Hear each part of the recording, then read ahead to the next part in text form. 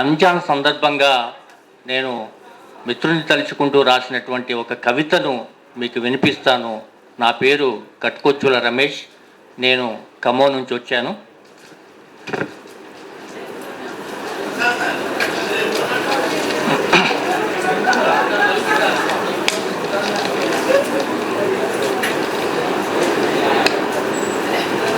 शीर्षिक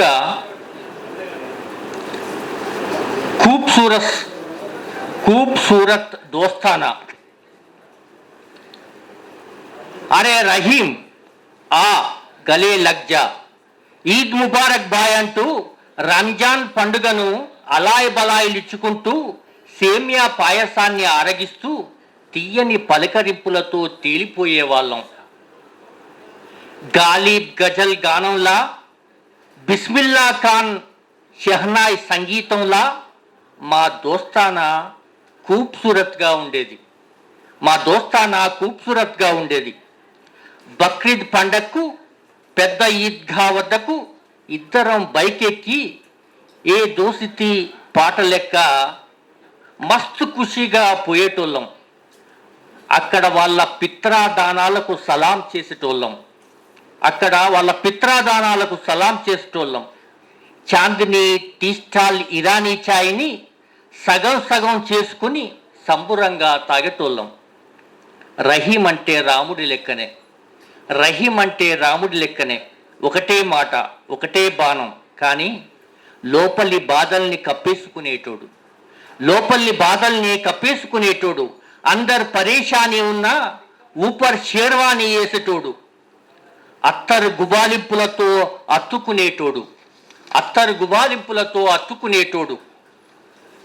ఇద్దరం కలిసే Pakistani India cricket ఆటను చూసేటోళ్ళం. జహీర్ ఖాన్ బౌలింగ్కు, సచిన్ బ్యాటింగ్కు ఎంజాయ్ చేస్తూ చప్పట్లు చచ్చుకునేటోళ్ళం. ఇండియా గెలుపుకు ఇల్లంతా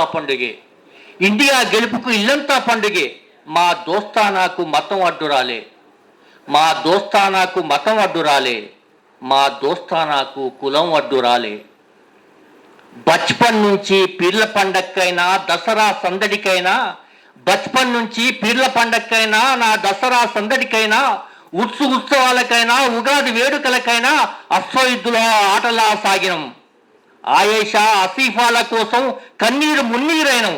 మతమేదైనా మానవత్వమై విలపించినం. ఇప్పుడు రాజకీయ రంగులు, కుతంత్రపు హంగులు క్రూరముగాలకు ఆవుతోలు కప్పుతుండే. ఆహారంపై ఆంక్షల ఉచ్చులు గుచ్చుతుండే. ఇరుగు పొరుగులకే జుట్లు ముడేస్తుండే. మిత్రుల మధ్య నిప్పు పెడుతుండే.